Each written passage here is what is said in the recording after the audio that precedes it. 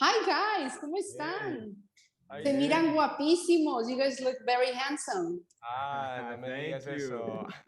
So let's talk about pressure, right? I mean, it's Top Gun Maverick with Tom Cruise. It's coming back 36 years later. Can you guys tell me how it feels like the pressure in the beginning and afterwards, after you met Tom Cruise and interacted with the cast? How did that change? Well, pressure creates diamonds.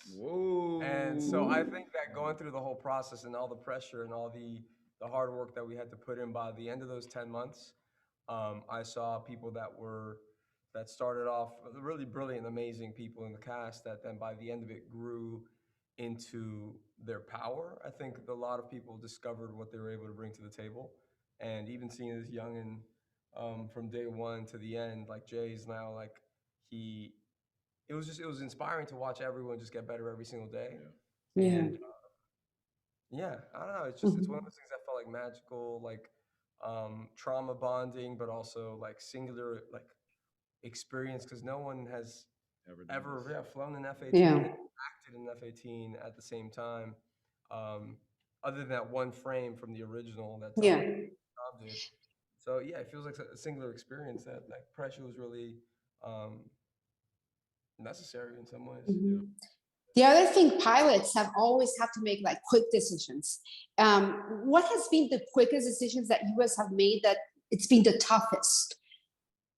Oh, I mean, for me, like the quickest decision I made was saying yes to doing this movie, and the training was tough. Like the training was intense. But it was absolutely worth it to be in this moment now, to get to meet, Danny and be friends with Danny and get to meet Tom and work with this amazing, insanely talented group of filmmakers, from Joe Kosinski, our director, to Claudio Miranda, our Mhm. DP, to Eddie Hamilton, our editor, Jerry Bruckheimer, our producer. Like, just so many amazing people, both in front and behind the camera. Like, it was both the quickest decision, and yet we did not know that the training was going to be as tough as it was. But I think every single one of us would do it over and over and over again.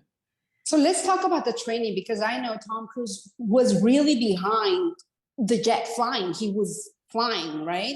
Um, can you describe how the scenes were recorded? Because I can't imagine. It's so much action. You actually feel like you're flying with you guys. Yeah. Yeah, well, I think so much of what of this film is about timing and for the Mhm. sequel to even be something that Tom considered it, the technology had to catch up, and Claudio Miranda and Sony and Ari were able to create a camera that was able to fit into the jet. And at first they said like Nice. you can't even fit one camera into a jet like this, but they ended up fitting six.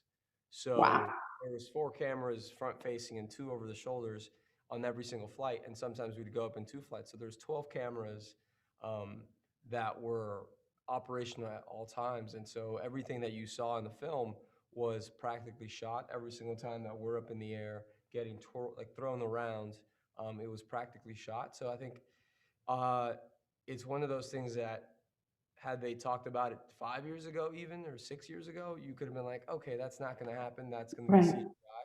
But the right time and the right technology kind of just like met at this beautiful point of Mhm. intersection where it's like, oh, Top Gun Maverick could exist because you could tell the story the right way. So, what do you guys take from Tom Cruise after watching him, how he is as a human being and as an actor? What do you take from him, and will you get your pilot's license? I mean, you take so much. Tom gives so much. Mhm.